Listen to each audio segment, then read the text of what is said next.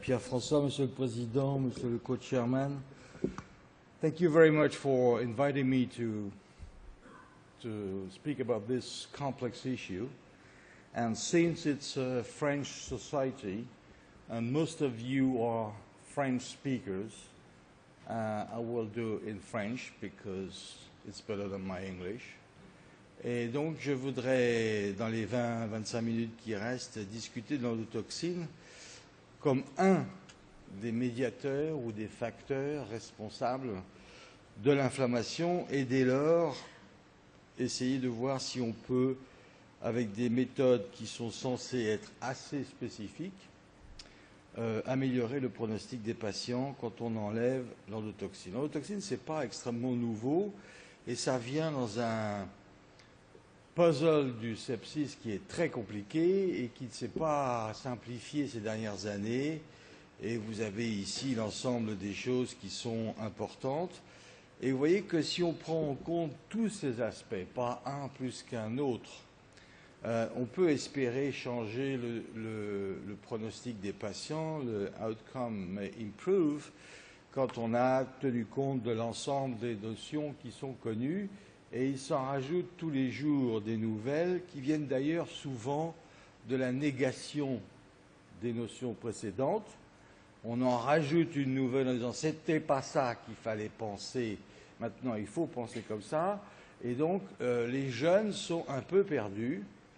Les vieux, on les perd plus parce qu'ils ne jouent plus à ça.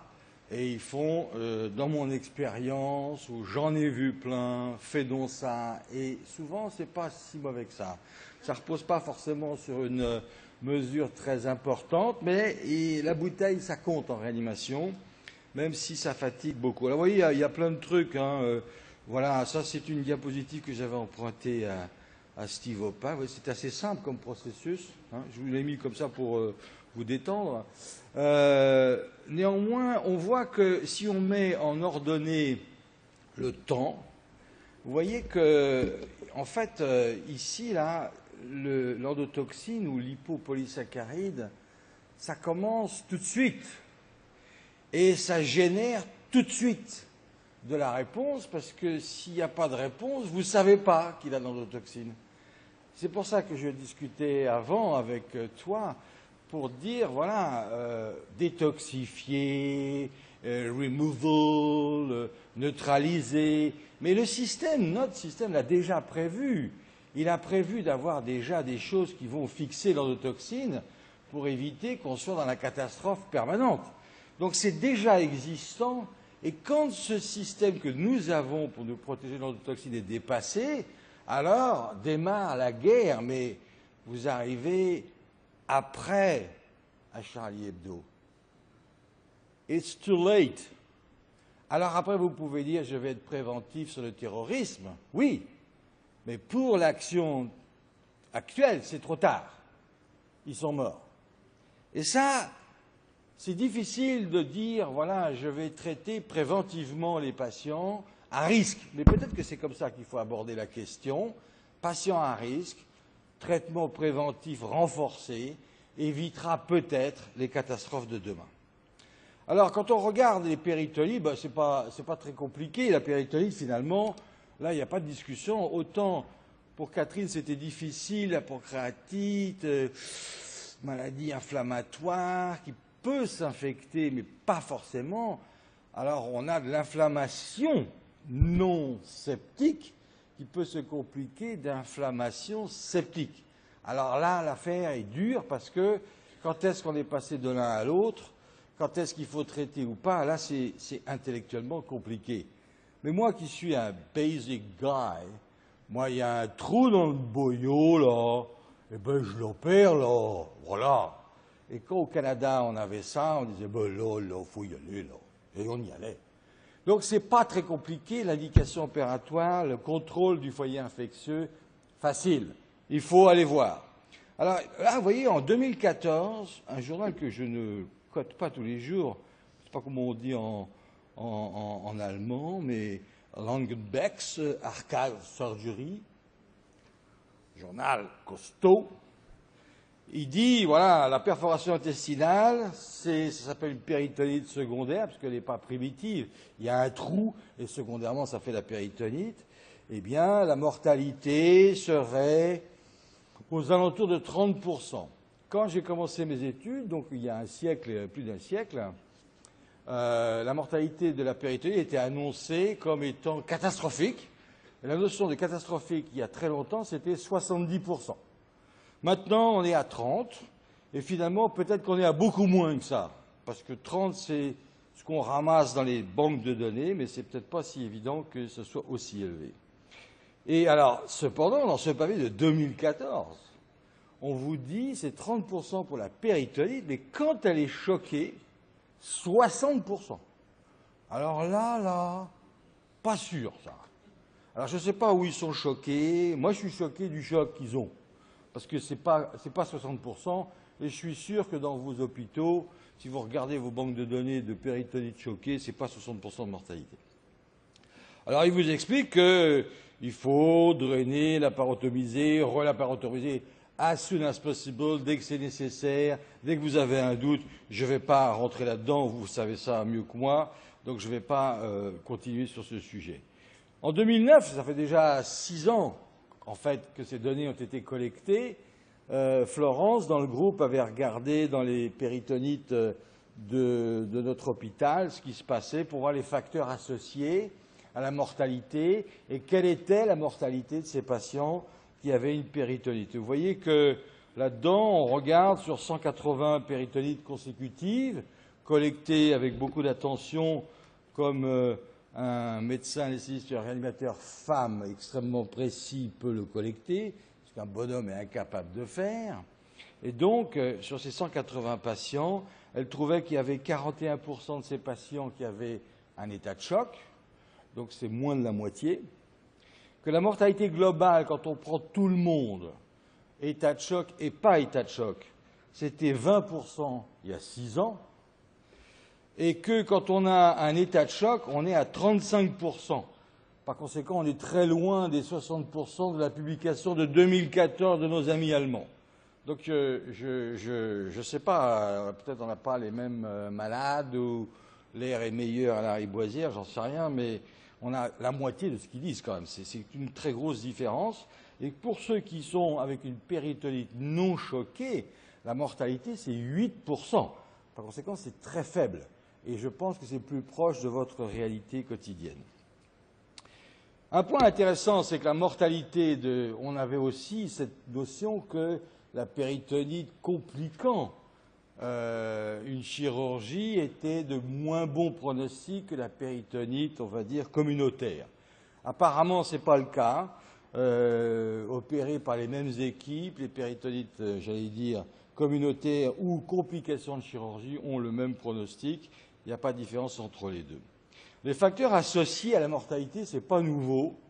Vaut mieux être riche, jeune, beau et bien portant pour ne pas être dans la banque de données des malades graves. Voilà. Alors quand c'est grave, ben on est moins riche, on est moins beau, on est moins tout ce que vous voulez. Et puis plus c'est grave, plus on meurt. Bon, ben ça, avec ça, je vous ai appris quelque chose ce matin, sûrement. Donc les sujets âgés meurent plus que les jeunes. Mais les jeunes, on en voit moins parce qu'ils font moins de péritonite. Donc c'est plus compliqué que ça. Alors les micro-organismes, il y a des micro-organismes qui semblent, statistiquement, il n'y a pas de mécanistique derrière, associés à une mortalité plus élevée, en particulier la présence d'anaérobies.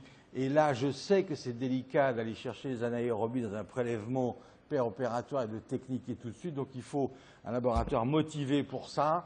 Ce n'est pas toujours le cas, ils n'ont pas forcément que ça à faire, mais là, c'était assez bien diagnostiqué, et ça sort tout le temps que quand vous avez beaucoup d'anaérobies qui prédominent la culture, eh bien, le facteur de risque de mortalité est plus élevé. Il en va de même pour la présence d'infections fongiques ou de champignons dans le ventre. Ce n'est pas non plus une bonne situation. Alors, un truc qui était intéressant dans ce travail, c'est que dans les péritonites biliaires, dont on ne parle pas beaucoup en tant que telles, on les connaît, tout le monde le sait, mais finalement la péritonite biliaire en tant que notion spécifique, a une mortalité qui est franchement beaucoup plus élevée que les autres.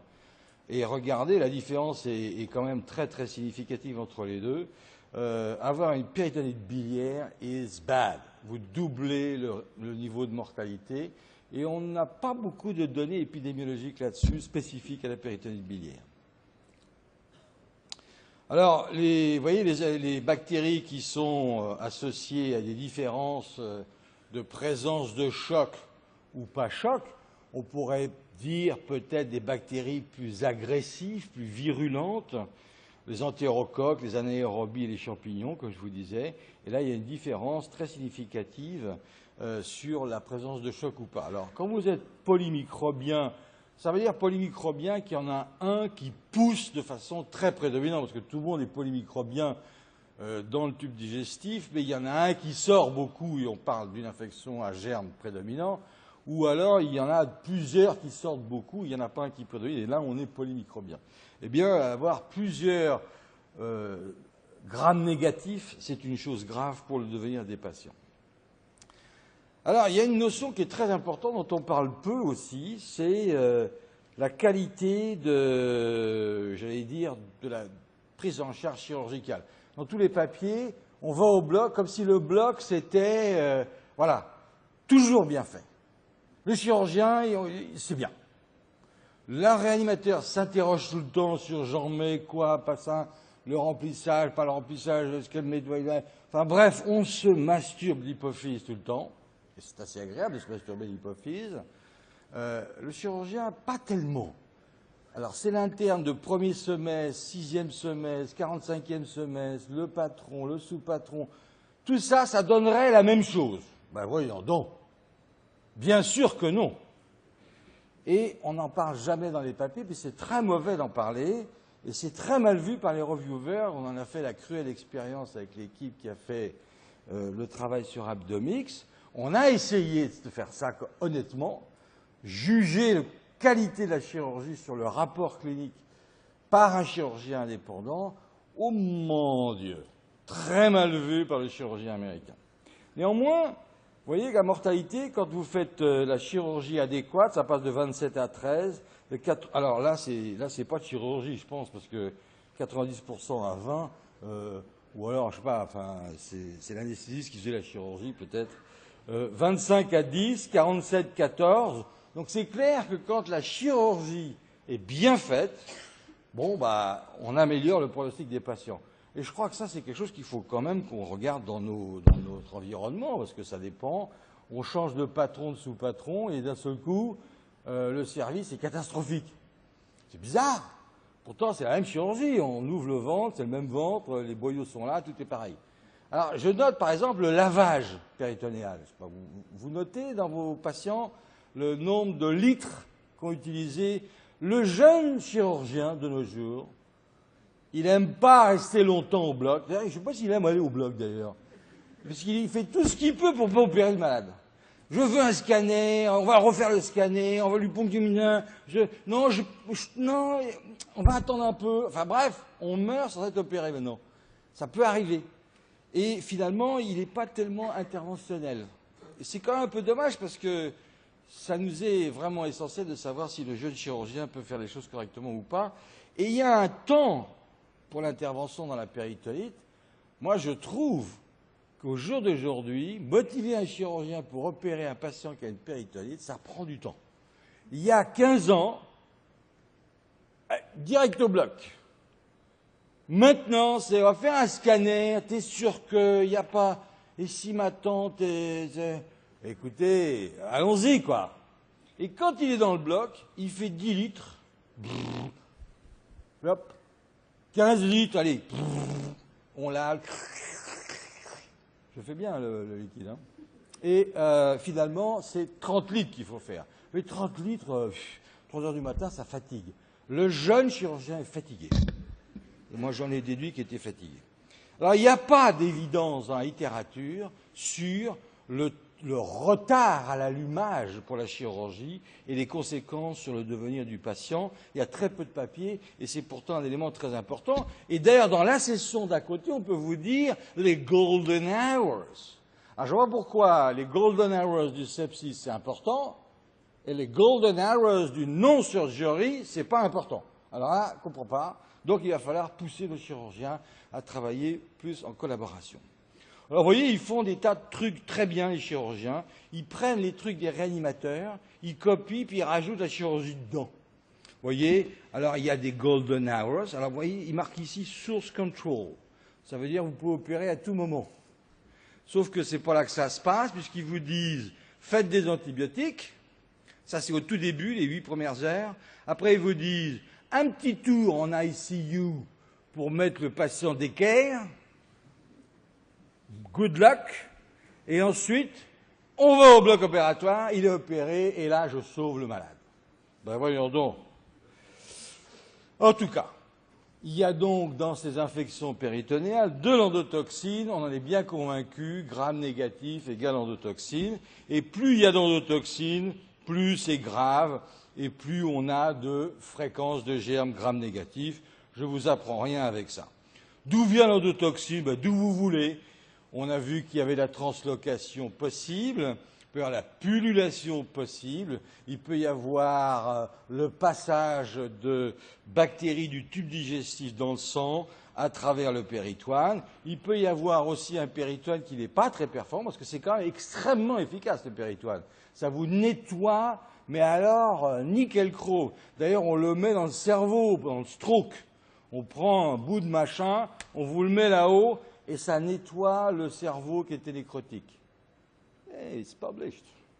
Donc c'est bon, c'est un truc qui nettoie tout. L'endotoxine, vous voyez, ça fait, on l'injecte à l'animal.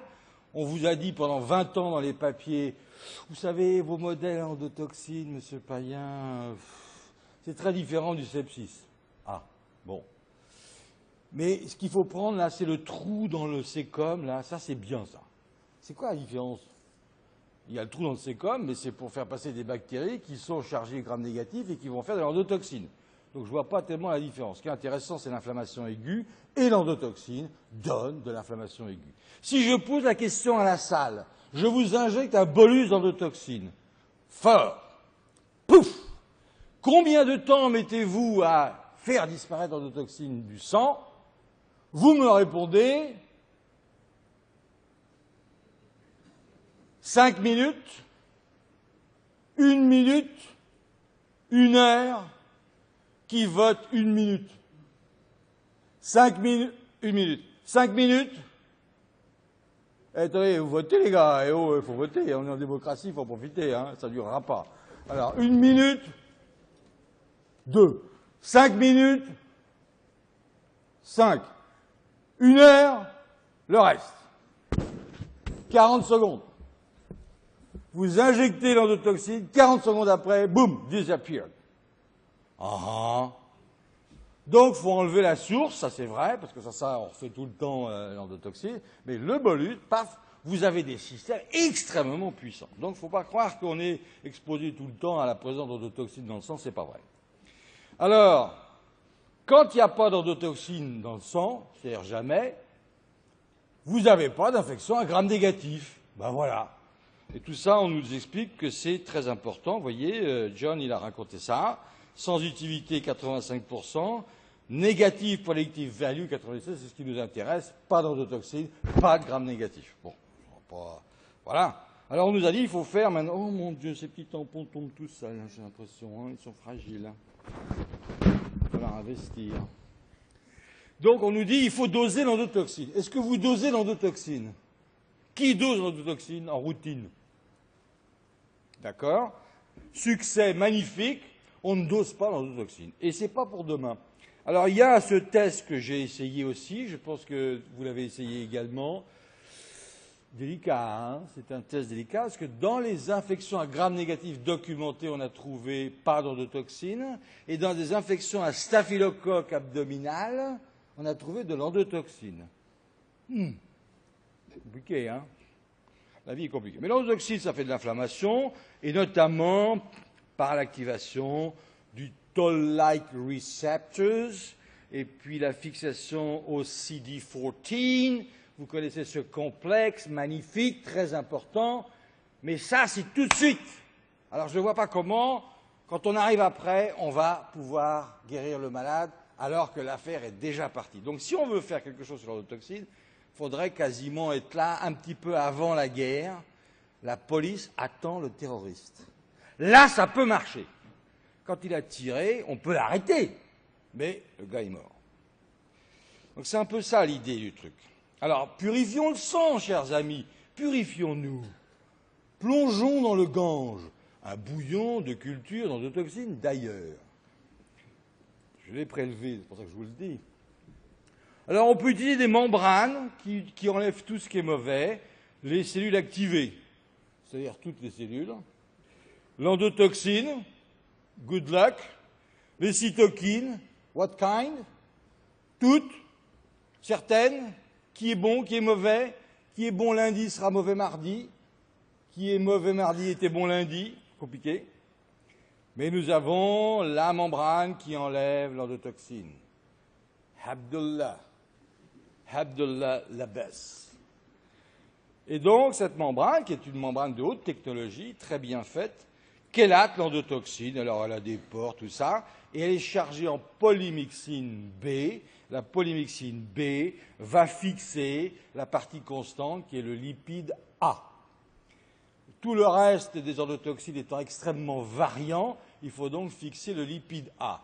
Pour ceux qui sont moins jeunes, Pierre-François, tu es très jeune. Néanmoins, tu étais à cette époque-là très précoce, et tu te souviens du fameux Centocor, qui chélatait l'endotoxine en se fixant au lipide A. Et on nous avait dit, ça sauve les vies. C'était 20 000 francs français à cette époque, parce qu'on parlait en francs, c'est pas d'hier. Hein. Et donc, voilà, on avait notre ampoule dans la main à 20 000 balles, et donc on était là, on disait, j'y vais pas, bon, et allez. Jusqu'à ce que sortent 4 études à la suite de la première qui montrent que ça marchait pas. Et pourquoi ça marchait pas? Parce que l'anticorps, il allait pas sur le lipide A, il m'énerve ce truc. Il allait pas sur le lipide A. Je vous le rends. Il n'allait pas sur le lipide A parce que le cheveu de l'endotoxine, que je n'ai donc pas, protégeait le corps et le lipide A. Donc l'anticorps ne va pas forcément, selon le type d'endotoxine, sur le lipide A. Donc ça marchait de façon, disons, très inconstante. Et c'est tombé en 18 études. Néanmoins, vous voyez, ici, on nous explique que, oui, voilà, quand vous faites la cartouche et que vous regardez ce qui se passe avec la cartouche qui chélate l'endotoxine, le niveau d'endotoxine ex vivo baisse. Donc ça, la cartouche marche, il n'y a pas de doute. Et chez le patient, apparemment, ça réduirait le taux d'endotoxine dans le plasma. Donc, il y a un support pour dire que c'est bien. Dans l'essai que Jean-Louis avait fait avec Jonathan Cohen, qui mesurait l'endotoxine avec le Limulus test amélioré, vous voyez qu'il y avait une baisse de l'endotoxine. Voilà, mais ils avaient au départ, c'est ça qui m'avait un peu gêné, au départ il y avait 74, 73 dans un groupe et 28 dans l'autre. Alors c'est un peu embêtant. Alors c'est vrai que 28, 29 à la fin, il y en a moins, mais il y en avait moins au départ. Donc finalement, qu'est-ce qui compte là-dedans? C'était le niveau de base. Et puis, ça changeait pas non plus, c'était décevant. L'IL6, considéré comme vraiment une molécule marqueur de l'inflammation, ça baissait pas non plus quand on avait utilisé la membrane. Donc l'endotoxine, pas nette, et puis l'inflammation, pas nette non plus. Plein d'études ont été faites, très, vous voyez, en dehors de tous nos amis japonais, qui sont tous là, et puis il y a juste Vincent qui n'est pas japonais, à cette époque-là, mais Tanaka Vincent, qui n'est pas encore né, avait fait une étude qui était randomisée et il trouvait qu'il n'y avait pas de différence sur la mortalité, mais quand même un bénéfice sur des données hémodynamiques. Ça avait l'air d'améliorer la pression artérielle, c'était en faveur de l'utilisation de ce genre de membrane. 8 000 € le traitement, hein. 8 000 €. Alors l'euro a baissé, certes, mais enfin, ça reste quand même significatif. Donc, le docteur Cruz avait fait une méta-analyse, puis un travail dans le JAMA, que tout le monde connaît, l'étude UFAS, où il y a 34 et 30, c'est-à-dire 64 malades, randomisés en 2 bras. 64 malades, c'est pas beaucoup, hein, vous êtes d'accord? JAMA, 64 malades, randomisés. Impeccable. Ça publie donc dans le JAMA parce que, ils sont pareils pour tout. Et vous avez la mortalité qui est meilleur dans le groupe traité par la polymyxine, 41%. C'est déjà plus que nous, nos chocs septiques de 1, versus le groupe contrôle, 66%. Alors là, je ne sais pas d'où ils sortent, ces 66%. Mais enfin, voilà. Et ce n'était pas designé pour ça. Mais dans la post-hoc analysis, on trouve un bénéfice sur la mortalité. Et tout le monde dit, ben voilà, le médicament pour enlever l'endotoxine est là. Il faut donc utiliser la molécule. Vous voyez que la mortalité, 32,53, c'est pas rien. Hein, c'est un gros effet. Et donc c'est significatif. Et donc fin du coup.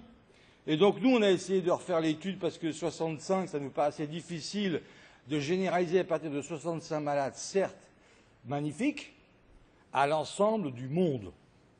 7 milliards de gugus. Ça paraissait un peu généralisant.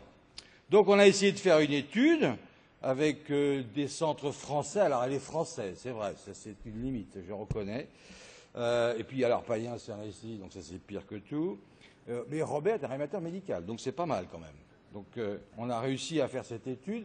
Tout le monde a été magnifique, de professionnalité, de qualité. Ce travail a été fait de façon sérieuse dans des patients ayant des péritonites qui ont eu 2 cartouches. Les reviewers du JAMA, quand on faisait le papier, ont dit « Mais pourquoi vous faites 2 cartouches ?» Ah ben parce qu'on nous a dit que c'est 2 cartouches. Pourquoi les autres, ils font 2 cartouches? Non, mais pourquoi vous faites 2 cartouches? Mais les autres, ils font 2 cartouches. Ah, mais pourquoi? Bon, je passe. Je suis scandalisé par ce que j'ai lu. Scandalisé. Bref. On a essayé de limiter l'hétérogénéité des patients. On n'a pris que des péritonites par perforation. Et on a évalué la qualité de la chirurgie. Alors, on a regardé la mortalité à 28 jours, puisque Dieu a dit qu'à 28 jours, il comptait ses petits. On a regardé quand même à 7 jours. À 14 jours, sans le dire à Dieu. On a dit aussi 90 jours, on va regarder. On a regardé si ça améliorait les défaillances d'organes. On a regardé le nombre de jours libres pour le cardiovasculaire support, le respiratory support, le renal replacement therapy support. On a essayé de voir si le MACA, la comorbidité, ça joue un rôle, la qualité de la chirurgie, le fait qu'il y ait une inflammation systémique élevée ou pas, l'IL6 élevé ou pas. Enfin, on a essayé de faire du mieux qu'on pouvait. On a inclus les gars qui voulaient bien être inclus, on a exclu les moribonds, les machins, les femmes enceintes, etc. Je passe. Bref, on a essayé de faire vite, le timing. Le patient, il a le diagnostic, il va à la chirurgie, et dès la chirurgie, on se donne 2 heures pour éviter que ce soit un choc propofol, un choc sédatif. On arrête les sédations, le patient a toujours besoin de noradré, paf, il est randomisé, et tout ça dans les 12 heures qui suivent la chirurgie. Et ensuite, il a une session 1 membrane, 2e membrane, et on regarde ce qui se passe. 119 dans le groupe membrane, 113 dans l'autre groupe. On n'a perdu personne à 90 jours en termes de renseignements. On a perdu quelques malades, évidemment, mais ça, c'est normal, si j'ose dire. Ils sont pareils sur le plan de toutes les caractéristiques. Je ne vais pas vous embêter avec ça. René présente ses résultats en détail vendredi. Donc, ils sont pareils. Ils ont un choc avec la noradrénaline, 64, 65. Les reviewers du JAMA me demandent pourquoi 65. Alors là, je rêve. La noradrénaline, tout le monde en a. C'était le critère d'inclusion. Pourquoi vous faites de la noradrénaline? Parce que c'est la définition du choc. Toujours reviewer du JAMA. Fluide thérapie, on a même compté la fluide thérapie qui n'est pas marquée dans le JAMA 2009, mais qui est marquée dans le JAMA qu'on avait proposé. Refusé, on a mis trop de liquide. L'IL6, pareil, très élevé. Oh, mais vous avez des valeurs trop larges, l'IL6. Ben voyons donc. Bref, furieux, le païen. Vraiment furieux. Et la mortalité, intention to treat. Ici, c'est la mortalité cumulée. Plus c'est élevé, plus vous mourrez. La courbe en plein, c'est la courbe avec la membrane. La courbe en pointillé, c'est la courbe sans la membrane. Et vous notez que la courbe avec la membrane, ça n'est pas significatif, est au-dessus de la courbe sans membrane. Moralité, ça ne fait rien significativement. Et s'il y avait un petit doute, it would be worse. My goodness. Alors, si je vous le fais à J3, à J7, à J14, J28, Dieu contre les siens à J28, à J90, à chaque fois, non significatif. Per protocole, il y en a qui ont bien eu des membranes qui ont loupé. Oui, il y en a. Pareil, ça ne change rien. Moralité, comorbidité élevée ou pas, ça ne change rien. Qualité de chirurgie, bien faite, pas bien faite, moyennement bien faite, ça ne change rien. Complications secondaires liées au pas de différence entre les deux groupes.